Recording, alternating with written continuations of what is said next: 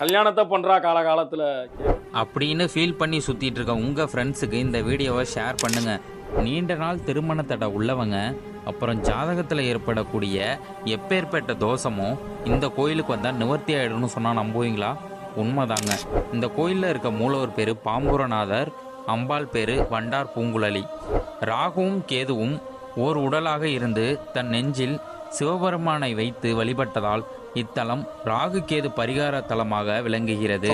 ஜாதகத்தில் ஏற்படக்கூடிய காலசர்ப தோஷம், கலத்திர தோஷம், 18 வருட ராகு தசை, 7 வருட கேது தசை, லக்னத்தில் 2, 4, 6, 8 ராகு கேது இருக்கிறது, திருமணம் தடைபெறுதல், புத்திரபாக்கியாதவங்க, பூர்வ ஜென்ம தோஷம், பித்ரு தோஷம் உள்ளவங்க, கனவுல அடிக்கடி பாம்பு கடிக்கிறது, கொத்துறது, துரத்துறது, அதேமாதிரி உபத்திரம் உபாதை உள்ளவங்க, புத்தை இடிச்சிட்டு அந்த மனையில் வீடு கட்டுறது, புத்து இருந்த மனையில் தெரியாமல் வாங்கி வீடு கட்டி குடியேறுறது, அதேமாரி கலத்திர தோஷம், தார தோஷம், தோஷங்கள்லாம் உள்ளவங்க இந்த ஸ்தலத்தில்